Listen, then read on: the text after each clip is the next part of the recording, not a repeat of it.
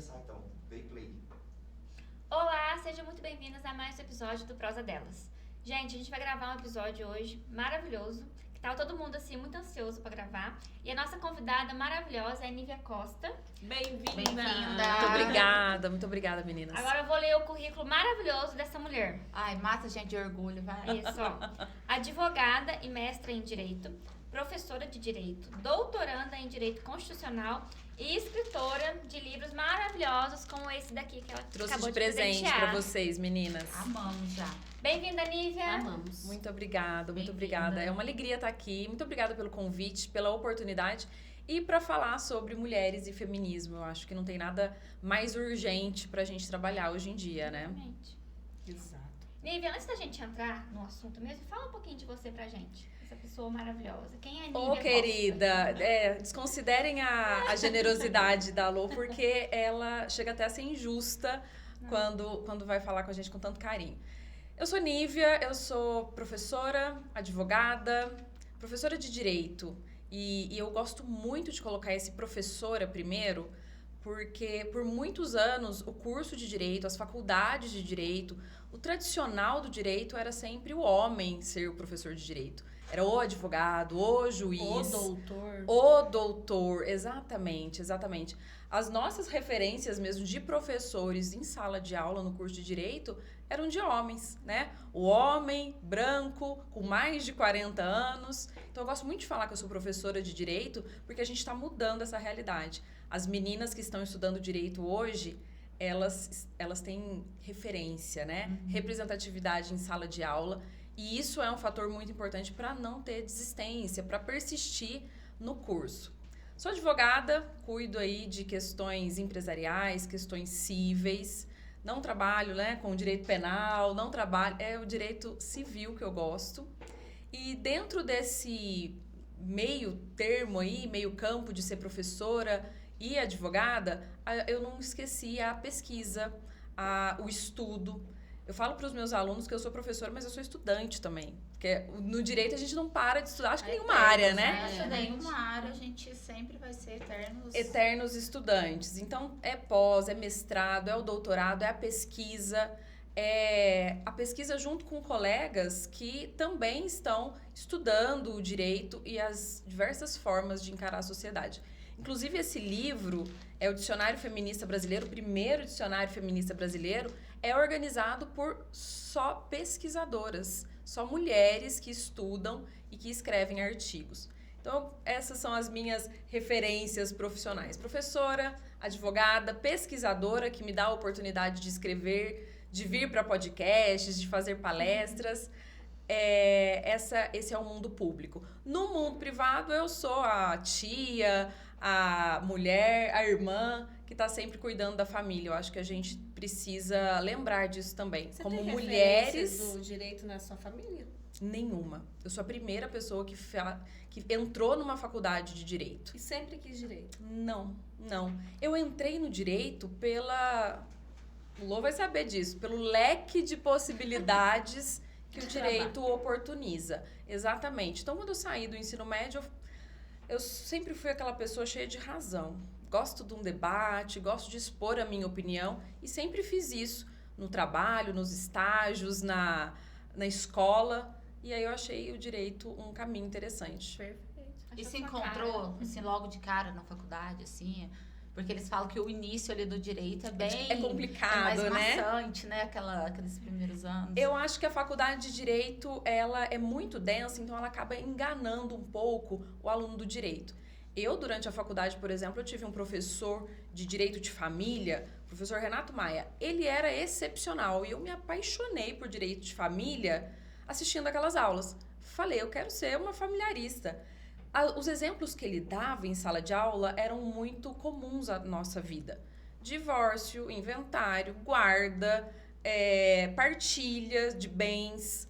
Então, são temas muito corriqueiros, a gente se vê naqueles temas. Em compensação, o professor de Direito Empresarial, ele falava de cotas, de ações, de discussões societárias que não faziam parte da minha vida. Eu falei, Direito empresarial quando é eu era chato. estudante, nesse momento eu estava no Monga. No bar da No bar faculdade. da faculdade, pra quem não sabe quem é o Monga. Então, a faculdade, é muito densa, são muitos conteúdos, então acaba que você não tem acesso prático a todos eles. E foi dentro da faculdade mesmo que te aproximou do tema feminismo, que você já começou a se interessar ali? Foi dentro da faculdade, fui Já estudando fazia- direito E constitucional. você já fazia parte, assim, de... Como que chama? Gente, Grupos, o grupo coletivos. de estudantes da faculdade, assim, sempre foi... Eu nunca fui ativa em relação a essas eleições acadêmicas, de Aham. Grêmio e diretório Isso, acadêmico. Não, nunca participei. Mas sempre fiz parte de grupos de estudo. E eu sempre gostei dos grupos de estudo de direito constitucional e de direitos humanos, que o princípio básico é de igualdade. Então, Sim. eu sempre estava levando esse tema feminismo para dentro dos estudos sobre minorias, né? Não tem como a gente falar de gênero sem falar de raça, sem falar de classes. Então, esse foi um assunto que o direito trouxe mesmo para minha vida. Acho que a gente entra na faculdade de direito com muitos preconceitos. E se você se dispõe a realmente estudar, a sentar a bunda na cadeira, como eu falo para os meus alunos, e conhecer das leis, dos fundamentos históricos daquilo, você acaba ficando esclarecido mesmo, compreendendo algumas divisões do mundo. Falando com mais propriedade, né? Eu acho que quem não tem essa percepção, assim, que tem aquelas frases curtas, muito pronto, com solução muito rápida, que geralmente é falta de conhecimento, é porque não foi ler, não foi entender. Então, aí vem com aquelas frases, aqueles bordões curtos, como se tudo fosse...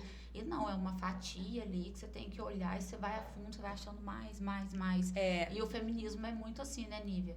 Dentro dele, o que você acha da importância ali dos grupos dentro do feminismo, ainda ter da questão racial, do gênero? Eu acho que assim, a sua pergunta é importante, mas que você falou que a gente precisa entender tudo. Então, eu tinha até falado pra Nívia, antes da gente entrar no feminismo, pra ela falar pra gente um pouco da história da evolução da mulher na sociedade. Porque hoje em dia, a gente vê o quê? Todo mundo falando de feminismo e muita gente massacrando o feminismo, infelizmente. Falando que tem nojo do feminismo, tem nojo de feminista. Então, assim, o intuito aqui, principalmente meu, desde quando eu pensei em trazer a Nívia, desde que eu criei o podcast, eu estou ansiosa pra esse episódio. Tô na listinha desde o primeiro Não, episódio. Desde antes, eu já queria falar, Nívia, pelo amor de Deus, fala pra essas pessoas o que é feminismo. Eu acho que a Ensina. própria mulher não sabe. Exatamente, porque As assim, próprias, eu né? acho Perfeito. que nas últimas eleições, digamos assim, a gente viu muito que essa pauta do feminismo, ela veio de forma de politicagem e aí E pra de favorecer extremismo. isso, exatamente, Estão de extremismo. levando pra uma coisa que na verdade não é. E aí começaram a atacar o feminismo pra, enfim, aquilo tudo da política que vocês já sabem, que nem vou entrar em detalhes, porque não vou dar palco pra isso. Então, assim, Nívia, antes das pessoas entenderem o que é feminismo, eu quero que você... Ai, gente, importante, a gente não vai falar... Claro que todo mundo que tá aqui, vocês sabem, nós somos todos feministas, a gente adora feminismo, enfim. Mas a gente vai falar com vocês de forma didática. Tanto que eu trouxe essa pessoa, essa mulher, com esse currículo maravilhoso que eu já apresentei, porque ela tem propriedade para falar do assunto. Não é uma pessoa que vai pegar o celular aqui, ó, fazer um vídeo pro YouTube e falar um monte de, né, cacas, e as outras pessoas vão começar a repetir. Então, assim, não pula o vídeo, não sai do vídeo se você não gosta do feminismo. Fica aqui e entenda o que realmente é o feminismo e a história da evolução da mulher na sociedade. Porque aí você vai falar com propriedade. Eu gosto ou eu não gosto. Então, Eu fica aí. entendi, eu compreendi. Exatamente. Ou não, né? Nívia, então conta pra gente um pouco aí sobre a evolução da mulher na sociedade. Eu acho importante até voltar na sua pergunta de falar o seguinte: essas frases curtas vendem. Essas frases curtas são fáceis da gente compartilhar. Agora, entender a fundo cada detalhe histórico, cultural, de construção desse feminismo como um movimento social, ele é mais difícil mesmo. Dá trabalho, né? Dá trabalho. Os 15 segundos, as frases de efeito de 15 segundos de vídeo, elas viralizam. Agora, pegar um dicionário, né, feminista e compreender as nuances dos feminismos, hoje em dia a gente fala bastante sobre tipos de feminismos, eles são realmente... É mais trabalhoso, exige um pouquinho mais do intelecto, coisa que aí tá caro na sociedade hoje, tá caro na sociedade. Lô estava perguntando sobre a origem mesmo, né? A origem, ela usou até uma expressão que eu gostei muito, né? Do matriarcado. Como que surgiu? Tem um livro do Friedrich Engels. E eu sempre indico para os alunos porque ele fala sobre a origem da família, a origem da propriedade privada e a origem do Estado. E ele pega a história desde dos primórdios mesmo, de uma sociedade primitiva. Numa sociedade primitiva, a gente tinha uma condição de igualdade entre homens e mulheres.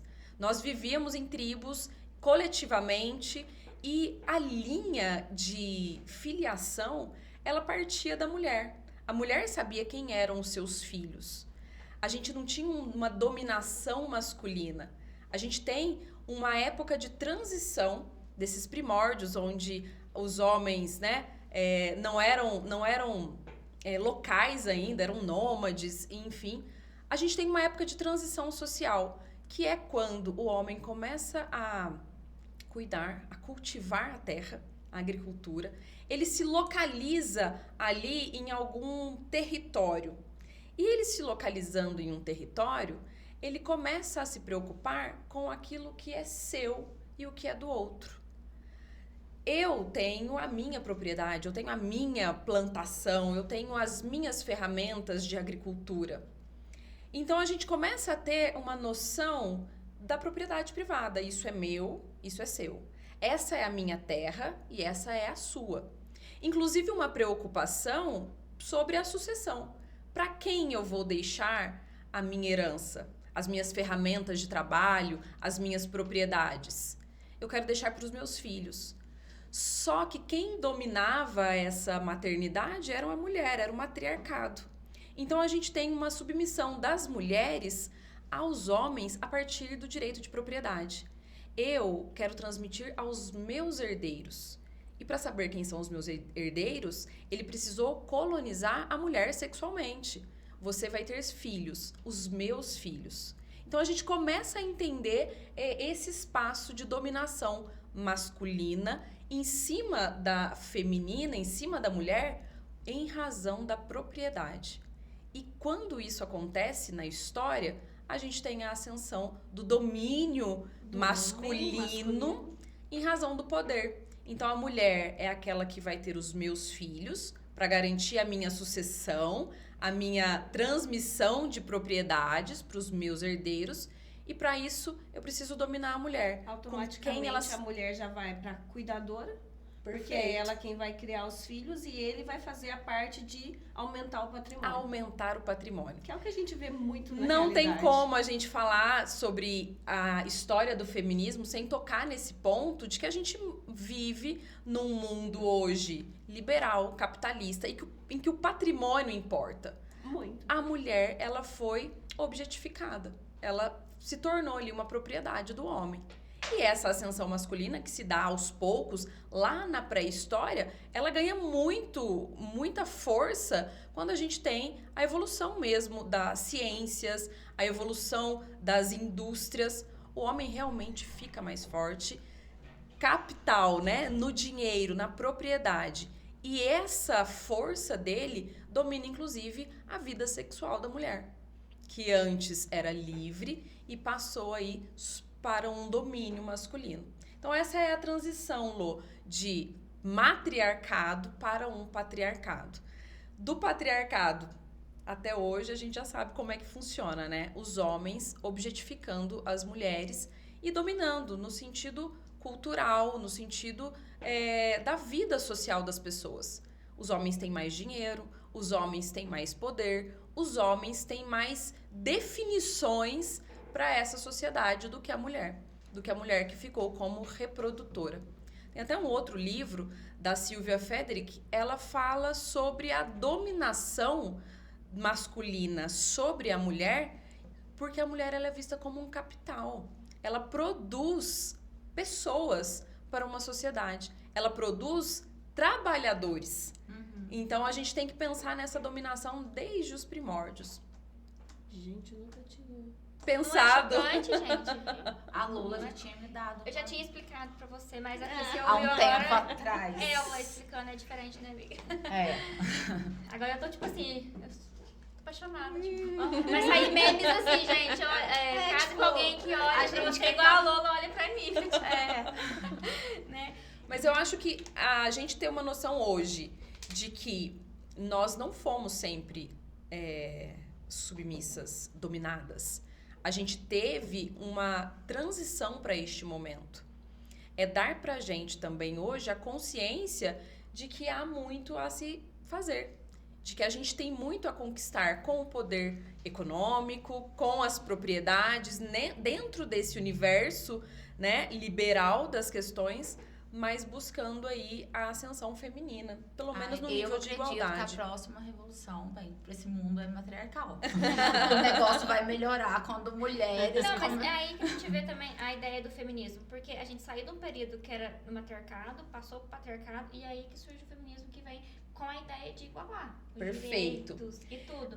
Então, assim, no meu ponto de vista, o matriarcado também é ruim, porque o matriarcado é as mulheres querendo se sobrepor sobre os homens.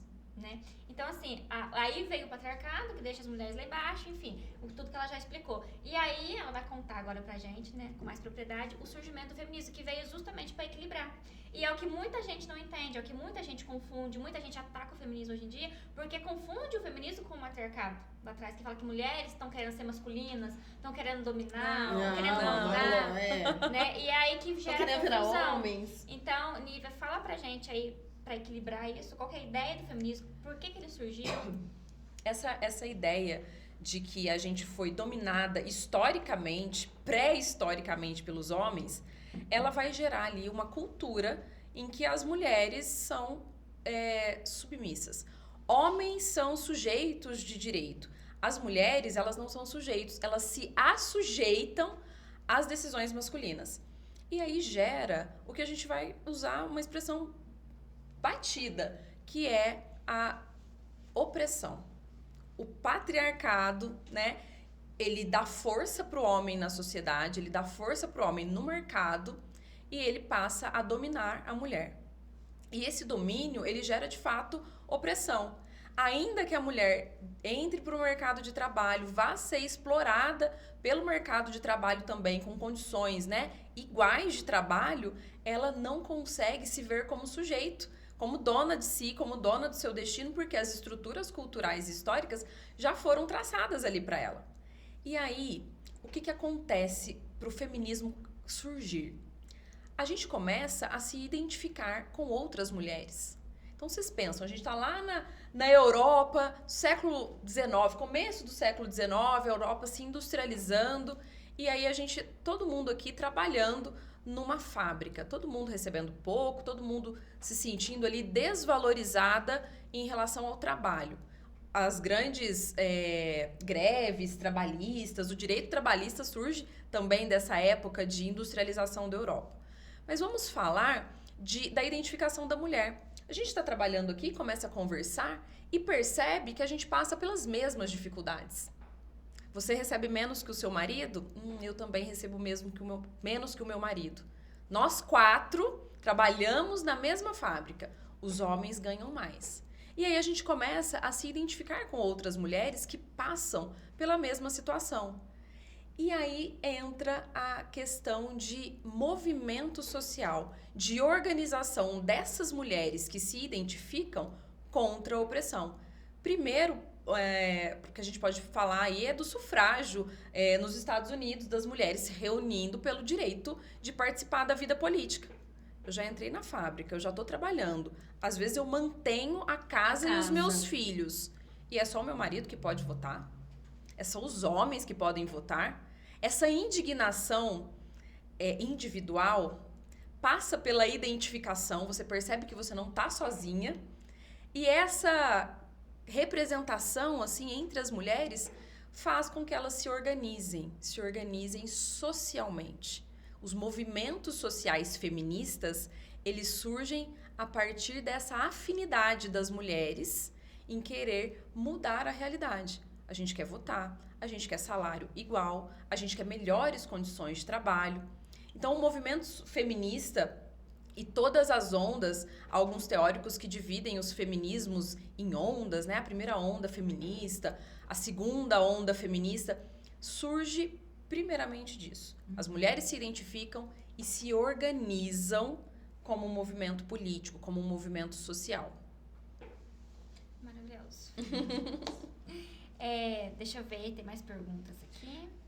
Pode fazer, até você falar? Pode falar. Será que eu vou dar um pulo muito grande a hora que eu falar Simone, onde ela aparece? Simone, Que amo. excelente, excelente. Pode estar. Simone de Beauvoir. E ela, vamos pegar nessa sequência mesmo Aham. de quando os movimentos começam a se identificar. Olha, eu faço parte de um grupo de mulheres que querem votar. Não, eu não quero votar, eu faço parte do grupo das mulheres que querem salários iguais. A gente começa a se identificar. Simone de Beauvoir, vamos pensar ali no pós-Segunda Guerra Mundial, né? Um mundo destroçado em razão da guerra. A Simone, ela começa a refletir na obra dela o segundo sexo, e é uma obra muito extensa, são 2 livros, interessantíssimo. É mesmo uma pesquisa da Simone de Beauvoir sobre esse assunto. Ela defende a seguinte tese: as mulheres não são sujeitos de direito, elas se assujeitam aos homens, elas estão numa qualidade inferior, politicamente, economicamente, culturalmente, socialmente. As mulheres estão num nível abaixo. E na tese dela, na defesa desse livro, ela fala o seguinte: não há razões biológicas para que a mulher seja inferior ao homem nessas condições. Não há. Quando o corpo foi criado, a mulher e o homem, as condições são iguais. A defesa dela no segundo sexo é sobre isso.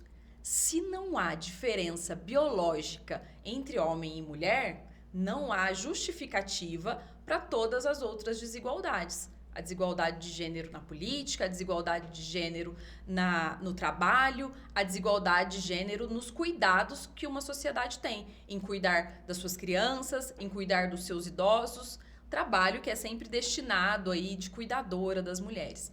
A Simone, ela faz essa grande colaboração científica. E esse é um ponto importante que a Simone traz. Ela traça mesmo uma tese defendendo o direito das mulheres, defendendo a ascensão das mulheres. Ela fala, né, não se nasce mulher só por esse critério biológico, torna-se mulher. Porque socialmente, culturalmente, a gente precisa de entender a nossa posição. Eu tava te ouvindo aqui, tava pensando, mas será que foi ela mesma? Que agora eu não lembro. Vou perguntar pra Nívia se foi ela que falou isso.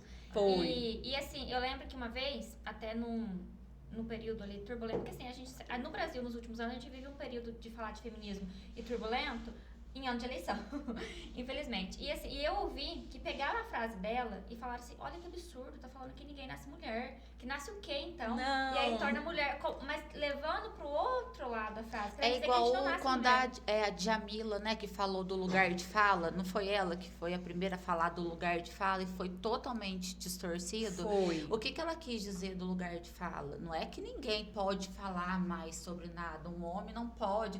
Ele é dentro do seu lugar de Da conhecimento. sua perspectiva. Do seu lugar, e não um homem falar, em vez da gente chamar uma mulher para falar eu convidar um homem para falar sobre cólica menstrual, né? Não tô falando de médico, não tô falando.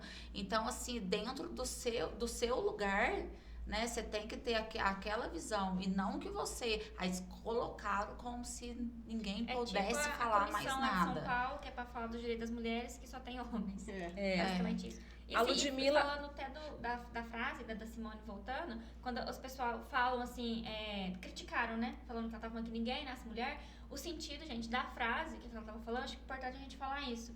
É que quando ela diz a gente não nasce mulher, ela não tá falando que a gente não nasce mulher, de fato.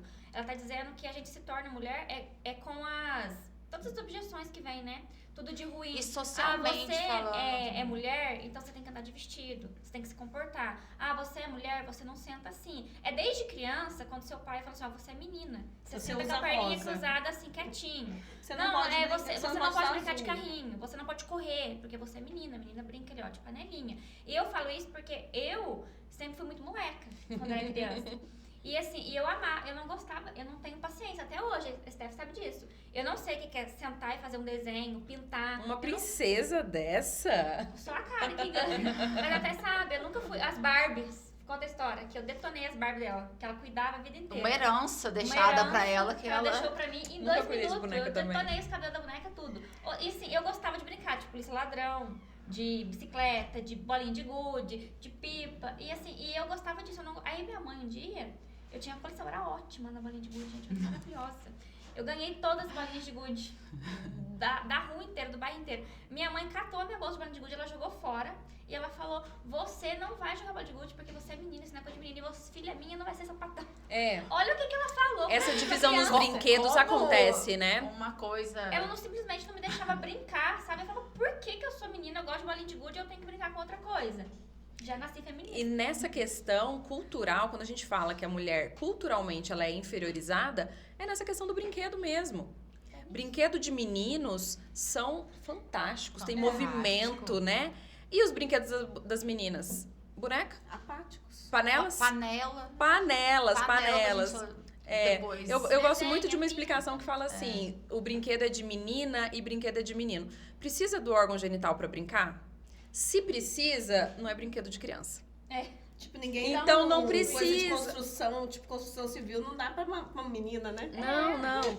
Carro, Brinquedo de sabe? menino e Tudo. brinquedo de menina é nessa construção. E não tem nem como a gente culpar a sua mãe que não deu a bolinha de gude. Por quê? Porque é histórico. Isso tá na sociedade, já tá arraigado. A gente não consegue essa mudança radical. E comercial também, né? O próprio comércio já induz a isso, né?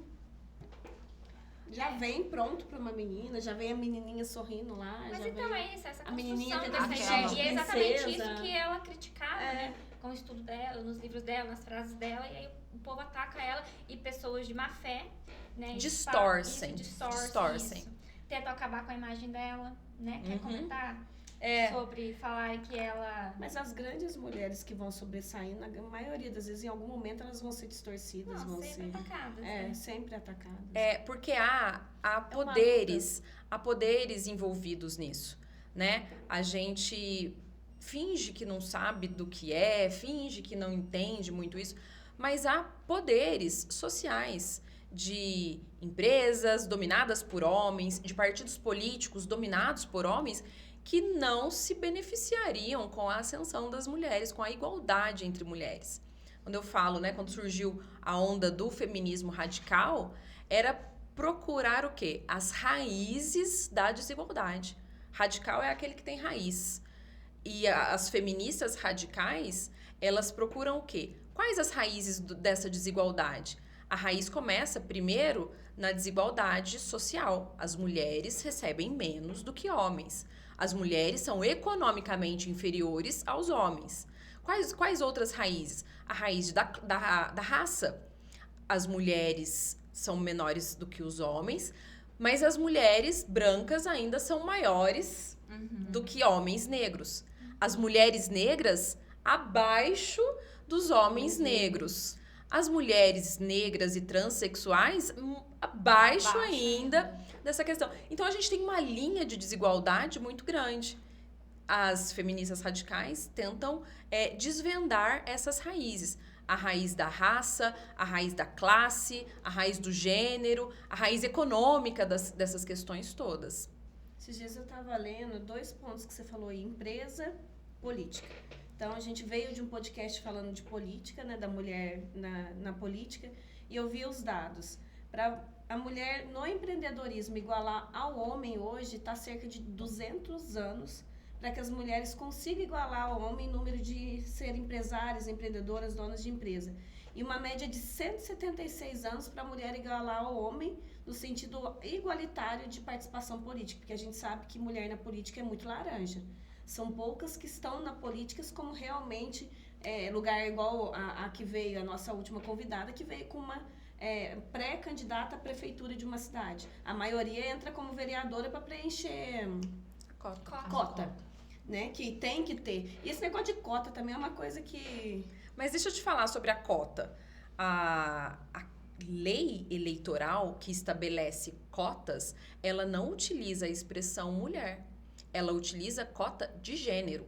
Um partido político, quando vai, né, fazer ali as suas campanhas, ela precisa de ter uma porcentagem de igualdade.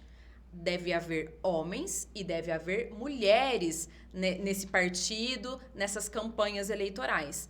E a participação deles tem que ser mínima de 30%. Não é 30% cabido às mulheres ali. É 30% mínimo de um dos gêneros. E é importante a gente lembrar disso, falar sobre isso, porque fica no imaginário popular de que mulher é 30% e às vezes a gente não consegue nem preencher isso. Entretanto, é uma estrutura machista de partidos políticos que investem nas campanhas de homens em detrimento de campanhas de mulheres. E não quer dizer que mulher não gosta de política. Porque as mulheres são diretoras de escola, as mulheres são presidentes de associação de bairro, as mulheres são agentes comunitários da saúde, as mulheres que brigam, como por exemplo, com uma prefeitura, porque o ônibus não está passando no horário para os filhos irem para a escola. A mulher se envolve com política. Só que tem um limite, tem um teto dela não estar inserida na política institucional. A gente está na política social. Na política institucionalizada, poder legislativo, poder executivo, as mulheres não se enquadram.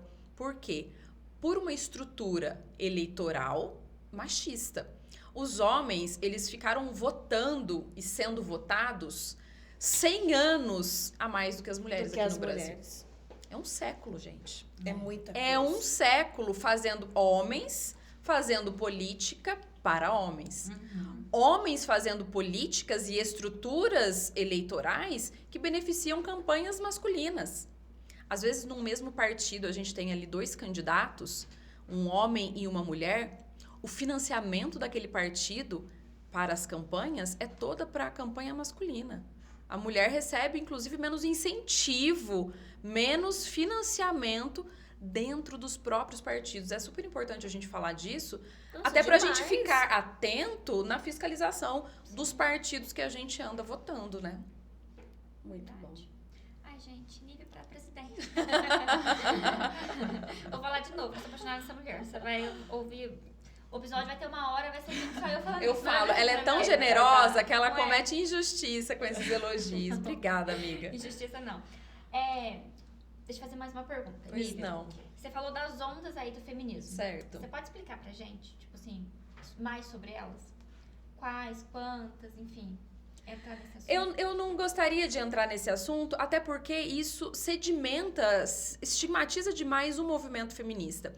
Quando eu expliquei aqui o que são as feministas radicais, é porque às vezes o imaginário social tem a impressão, tem a imagem de que feministas radicais são aquelas que queimam sutiãs na praça e só aquilo.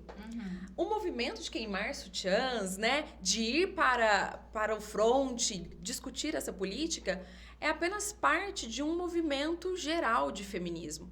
Um movimento que entende que as mulheres são iguais aos homens e então devem ser iguais em direitos, em deveres, em oportunidades. Mas as ondas do feminismo a gente vai ter que marcar um outro podcast para fazer porque é longo. Tá bom, a gente faz, inclusive traz a sua companheira. Vai eu e Bibiana falar sobre as ondas do Bibiana, feminismo. você está convidada se estiver Já assistindo.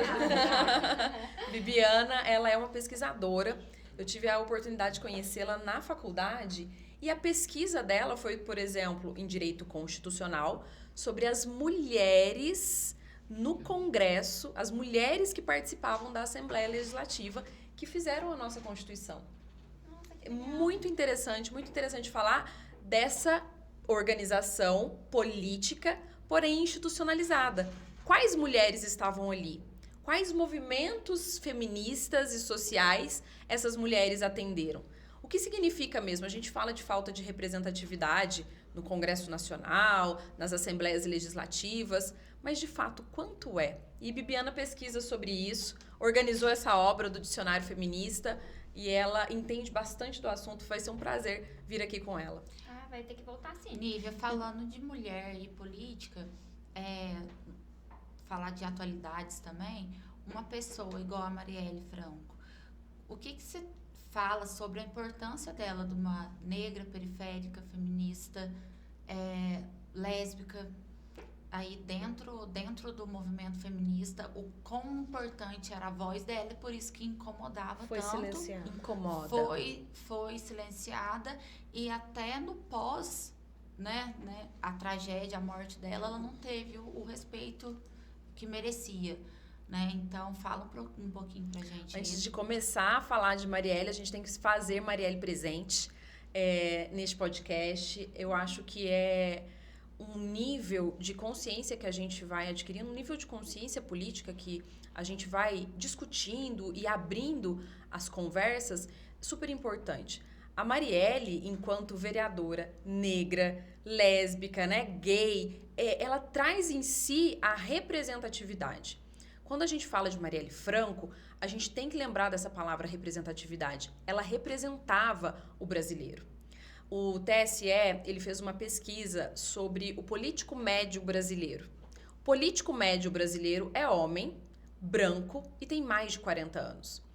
E o TSE também traçou o perfil do eleitor médio brasileiro, que na verdade é uma mulher negra e com mais de 35 anos. É uma mulher muito mais jovem do que o homem.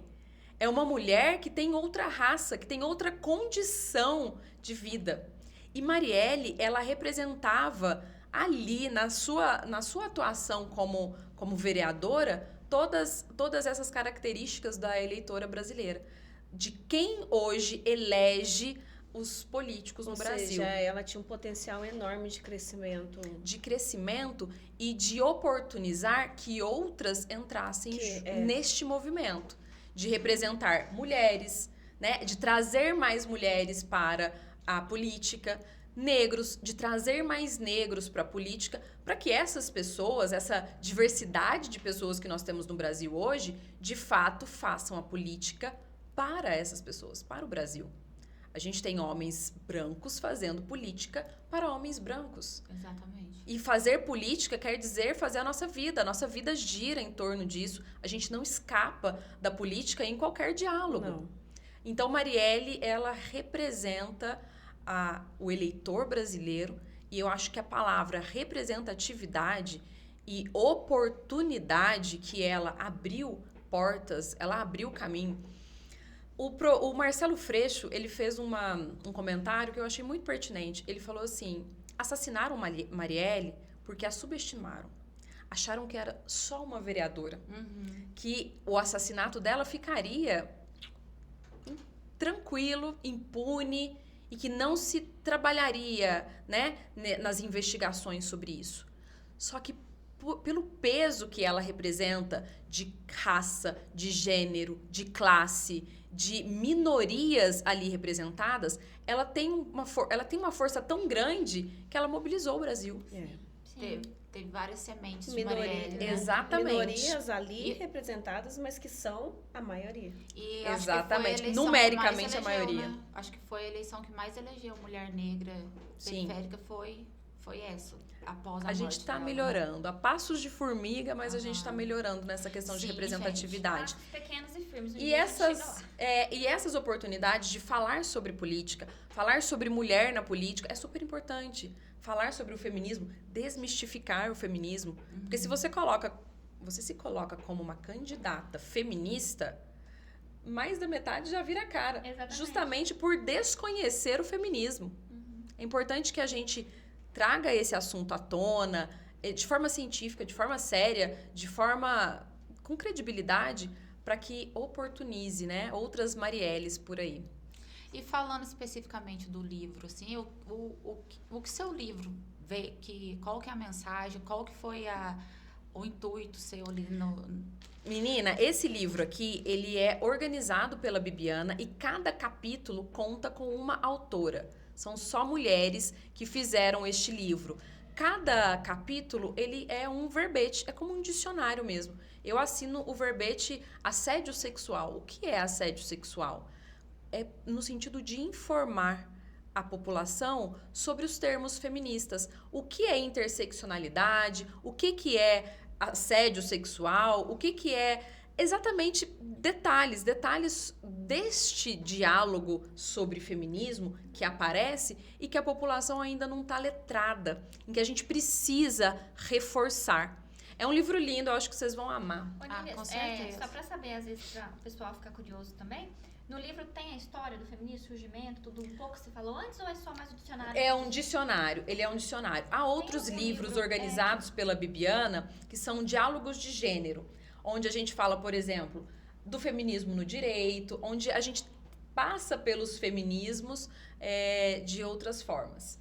Tem uma lista de livros que às vezes você possa indicar e a gente possa deixar depois Eu na tenho descrição? muitos. Sobre assuntos, pra quem quiser aprofundar, Tenho. conhecer melhor. Eu acho que a gente tem que, pelo menos, conhecer a obra de Simone de Beauvoir, ainda que você não vá ler 2 volumes, né, do Segundo Sexo, você precisa conhecer. Bell Hooks, a Djamila Ribeiro, que a gente colocou, o feminismo negro no Brasil. É importante a gente falar sobre isso. Angela Davis, tem um monte aqui pra gente trabalhar. Eu vou passar a lista pra você. Olivia, igual você falou aí do assédio, tudo, como a desinformação silenciava, né? Quando começou a se falar mais de assédio, como a gente viu aí um movimento muito grande, chegou a subir uma hashtag no Twitter que ficou em primeiro, que foi meu primeiro assédio, que mulheres começaram a falar mesmo assim, e gente, se você for conversar e elas entenderem o que é o assédio, praticamente todas as mulheres que a gente conhece já sofreu, né, algum tipo de abuso, e isso é importante, porque como que o desconhecimento passava ali, meninas mesmo assim, igual eles falam muito, distorcem também o negócio de falar sobre na escola, aí já vem aquelas tese mirabolante de kit, de não sei o que. É muito importante. Vamos lá. Então, a importância de falar, de ensinar, né? De conhecer. Isso aí é uma forma de se defender, de você saber o que está acontecendo. Perfeita a sua fala e o que você defende, que é o sentido da educação. A gente precisa educar as crianças, a gente precisa falar na escola sobre a importância de se manter um nível de igualdade entre homens e mulheres. A importância das crianças serem educadas nesse sentido. Eu estive num evento na semana passada, Mulheres na Política, organizado ali na Câmara dos Vereadores, aqui de Pouso Alegre, pelo vereador Edson. Mas era um evento apartidário e várias mulheres, né? A deputada falando, a deputada Lohana falando. Uma das convidadas a falar neste evento foi a Emanuela Barreto. Ela é diretora da Escola do Legislativo, aqui de Pouso Alegre. Uma excelente convidada também para você trazer aqui para o podcast. A Escola do Legislativo, ela faz algumas obras que são em miúdos. Constituição em miúdos, Maria da Penha em miúdos, que são desenhadas pela Madu Macedo para serem trabalhados nas escolas. Nossa, que... A Maria da Penha, ela foi transformada numa história em quadrinhos, por exemplo. E olha só que legal, no semestre em que este livrinho estava sendo trabalhado com as crianças, lá no CRAS, lá na CAPES, a gente estava tendo um aumento de denúncias de violência doméstica. E aí a pergunta, essas mulheres, elas começaram a sofrer violência doméstica no dia em que as crianças começaram a estudar sobre a Lei Maria da Penha? Não. Ou elas identificaram? Identificaram, se encorajaram. As crianças identificaram em Encorajaram sala as de aula, mães, né? exato. Às vezes Mãe, criança isso aqui identifica que a e senhora fala, está sofrendo, lá no livro está falando que é violência doméstica. E outra Então, a coisa, dá um oportunidade de incentivo, falar. Às vezes a pessoa fica, não vou denunciar, vou acabar com meu casamento, eu tenho um filho, e aí você vê o seu filho chegar e falar, mãe, isso que ele tá fazendo com você não é certo. Exatamente. Aí é um incentivo para que ela denuncie. E eu acho essa sua fala é excepcional neste sentido. Por quê? Porque oportuniza o debate. Ainda que você não vá contribuir e vai só ouvir, a sua mente começa a trabalhar no sentido de esclarecimento dessas questões. O que é feminismo? Uai, feminismo então não é só fazer passeata pra rua? Não, o feminismo é a ideia radical de que as mulheres são pessoas e como pessoas têm direitos iguais. Violência doméstica, então violência doméstica não é só dar um murro na cara da mulher? Não. Violência doméstica envolve também violência patrimonial, violência psicológica, inúmeras definições que passam sorrateiramente por quem desconhece o assunto.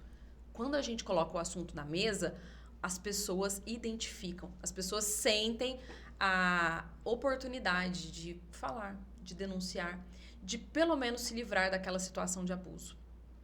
Muito Muito bom, né, gente?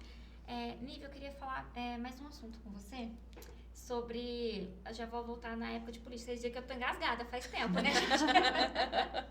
De verdade. Ela gosta de falar de política, na verdade. Não, é que eu tô assim... É muita barbaridade que eu ouvi, gente. Desde 2018 eu tô ouvindo barbaridade, então tá tudo aqui. Pra você falar, outra coisa que eu ouvi, que eu falava, gente, não é possível que eu tô ouvindo isso, meu Deus. Diga. As pessoas que falavam que, por exemplo, eu tô falando isso porque eu sei que você é uma mulher cristã, Sim. né? Poliana, Stephanie, eu. Independente de você ser de outra religião que a minha, eu tenho uma segunda doutrina que é da igreja evangélica, você é da igreja católica, mas somos todas cristãs. Perfeito. Então, eles falavam o seguinte, mulheres cristãs não podem ser feministas. Mulheres cristãs, Sabe, mulheres era o que que vão me na afastava igreja... do... a de- Stephanie falou isso eu uma vez. lembro, Aham. falei pra Eva, ela quase caiu da mesa. Verdade. E falar isso, que as mulheres, enfim, religiosas. Que a igreja afasta essa noção de feminismo. E assim, Aham. na verdade, eu tô falando isso que a Steph já falou isso, mas na igreja, pelo menos na minha igreja, eu nunca ouvi isso. Porque na minha igreja eu nunca ouvi a pessoa falar que o homem que manda, que a mulher não pode votar. A igreja, ela passa a doutrina, ali tanto a minha quanto a sua, de uma doutrina modesta, como, né, enfim, do lado espiritual. Não do lado da sociedade, do lado do que o Estado vai mandar você fazer, o que você pode e o que você não pode. Mas eu gostaria que você deixasse aqui o seu comentário, a sua ideia sobre isso. Não tem como eu começar a falar sobre isso sem lembrar que a Constituição estabelece que o Brasil é um Estado laico. Começa por aí. Começa por aí. O Brasil é um Estado laico. Significa que ele não tem religião e ele não persegue nenhuma. Né? Há países que têm uma religião adotada e você é proibido de exercer a fé diferente. O Brasil é um Estado laico. Significa que o Estado não pode tomar partido dessa questão aí religiosa. E a mesma Constituição que diz que o Estado é laico diz que mulheres e homens são iguais em direitos e deveres. A gente começa a nossa conversa aí pelo direito. Quando a gente fala de religião, é de fato entrar em um ambiente mais espinhoso para se trabalhar. Entretanto, não há incongruência nenhuma em requerer uma vida socialmente igual às mulheres com as crenças, com as filosofias, com as ideologias que nos regem nesse sentido religioso. A igreja, quando determina o papel da mulher e o papel do homem, em nenhum momento ela diminui a mulher. Não. Ela estabelece papéis. Eu falo isso justamente pela nossa formação cristã. Ela estabelece papéis. Desempenho de papéis dentro de um casamento, por exemplo. Né? O homem deve fazer isso, a mulher deve fazer aquilo, como orientações, mas ela não coloca em nível de desigualdade. E se não coloca em nível de desigualdade, tá igualzinho à nossa Constituição. A Constituição também estabelece papéis na sociedade. Quando ela fala que a educação das crianças é responsabilidade de quem? Da sociedade e do Estado. Não é só o Estado quem deve cuidar da educação das crianças, da saúde dos idosos e das crianças. Ela estabelece papéis que deverão cuidar daquilo. A igreja estabelece papéis, mas esses papéis não estão em desigualdade. Perante, né, a ideologia cristã, perante Deus, homens e mulheres são iguais. São iguais. Com papéis diferentes. E eu acho que essa é uma mensagem importante de se chegar, né, até as pessoas que têm ou essa limitação que você disse que tinha, de eu não consigo me identificar, talvez não se identificar com os papéis que estão ali desenhados, mas não no sentido de desigualdade, né? Tanto que o amor, a fidelidade, tudo aquilo que a igreja coloca na saúde e na tristeza, na alegria e na saúde e doença, alegria e tristeza. É um juramento que se faz no casamento em nível de igualdade. Os dois juram o mesmo papel ali dentro de um casamento. E eu acho, então, que fica nesse ponto. E assim, e aquilo também que a gente vê. Porque se você fala que você não vai ser feminista porque você é cristã, se você é cristã, você segue o evangelho, o mínimo que você tem que ter feito é ler a Bíblia. É ler a Bíblia. E aí eu fico me perguntando aonde na Bíblia fala que o feminismo tá errado. A Bíblia não vai falar disso, mas tô falando assim, de uma interpretação Perfeito. de que o homem pode se sobrepor à mulher. A gente não encontra isso também. E aí a gente para pra pensar, e assim, eu vou falar até uma coisa que não sei se vai ser bobeira, se alguém vai me xingar, por favor, não me detone. Diga. Mas é só assim, como diz, é pra vocês entenderem melhor o que eu quero dizer, tá, gente? Não é pra me xingar, não. Crucificar. Jesus foi o primeiro feminista da história. Eu concordo com você. Você concorda? Concordo com você. Tava nervosa de falar isso. Não, Sabe não. por que eu tô Tava falando isso? nervosa. Não é porque ele fez o escândalo, mas, gente, olha como ele valorizou a mulher. Valorizou a mulher. E Eu aí, concordo. eu vou dizer assim, Jesus não chegou lá e falou, as mulheres vão votar. Não, porque as coisas aconteciam de outra forma lá atrás. A gente tá falando de 2024 anos atrás. Certo? A gente tá E falando aí- de uma sociedade que vai evoluindo em relação às suas necessidades também. Sim, né? e aí você já vê, ó, Jesus, pra quem ele fez o primeiro milagre? Maria Madalena. Quem foi a primeira que foi a discípula dele, que seguiu ele? Foi ela, foi uma mulher. Uma mulher que foi lá na ressurreição, ela foi a primeira a Foi a perceber. primeira. Não, e aí detalhe, naquela época, mulheres não serviam como testemunhas. Mulheres não podiam ser testemunhas. E Jesus apareceu primeiramente para uma mulher e foi a primeira testemunha da ressurreição de Jesus, foi uma mulher. Né? As pessoas naquela época eles não liam a Torá para mulheres. Jesus leu para Maria e para Marta diretamente, ele ensinou a Torá diretamente para mulheres, só mulher. Não tinha outros homens quando ele conversou. E outras pessoas não faziam isso. Elas trabalhavam, né? Elas trabalhavam para ajudar ele, porque assim, Jesus e os outros 12 discípulos, os homens, né, que vocês já sabem todos os nomes, eles saíam, eles iam em viagem, eles iam em missões. E quem trabalhava, quem sustentava esses homens? Maria e outras mulheres. Aquela mulher que até era mulher de um cara, de um romano, que até conheceu, Joana, conheceu João Batista na prisão. Ela era rica, Joana era rica, ela tinha um poder aquisitivo gigantesco e ela sustentou o ministério de Jesus por muito tempo, ou seja, Jesus permitiu ser sustentado por mulheres e por Joana. Então você para e você pensa, cara, que absurdo você falar que assim, ele, quando ele veio, ele transformou tudo, a forma que as pessoas olhavam e tratavam as mulheres, ele foi o primeiro a fazer isso. E hoje em dia as pessoas usam a igreja pra falar que você não pode ser feminista, pra falar que você tem que ficar quietinha, aguentando, você não pode falar dos seus direitos. Eu acho que essa nossa tarde de conversas aqui é super importante, porque a gente tá falando de feminismo para algumas pessoas que talvez nunca ouviram sobre feminismo. E falar isso, de que a igreja, a religião, fala também sobre igualdade, apenas define papéis, é tirar a carga, tirar o medo das meninas pegarem um livro e ler sobre feminismo. E abrir um vídeo e assistir uma aula sobre feminismo com menos preconceito. Porque a gente está falando de questões sociais. A construção social do mundo, ela foi prejudicando a mulher em inúmeros aspectos. E foi prejudicando a mulher para beneficiar um outro grupo, para beneficiar o grupo dos homens. Então, tirar esse preconceito com religião e feminismo e passar a procurar é o primeiro ponto. E aí entender que informação no lugar certo. E dar voz para todas também, no sentido das cristãs. E também eu entendo um pouco do embate ali, no sentido para uma mulher feminista, gay, entender isso, já que a religião condena esse recorte ali de gênero dentro. Então, assim, acaba que fica difícil a separação ali de uma feminista cristã com esse recorte dentro do movimento. A pessoa tem que buscar informação.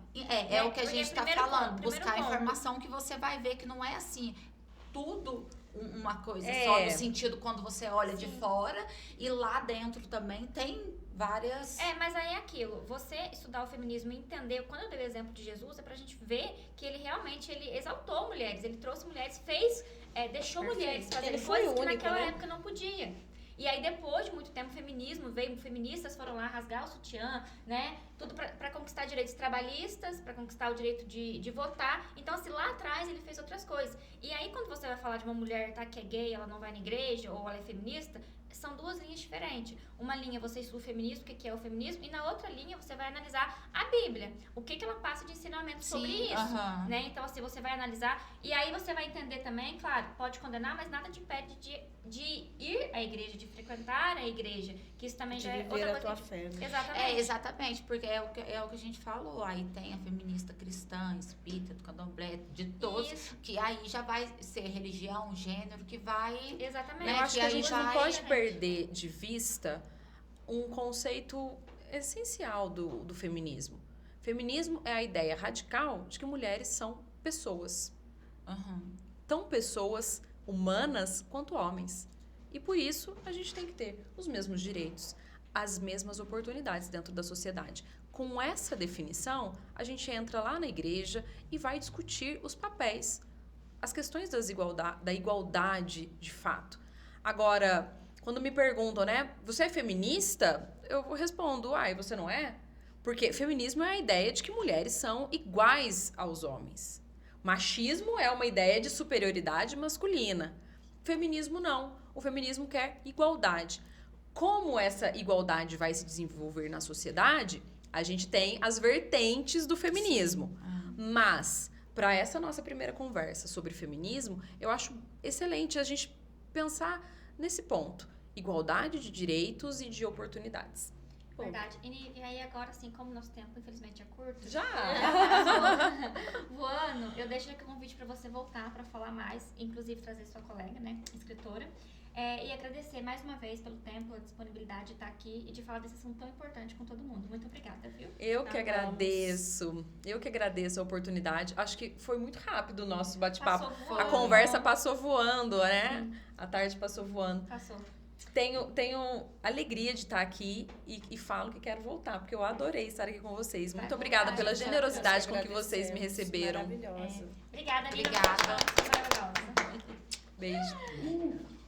Não foi maravilhoso? Que tal, meninos?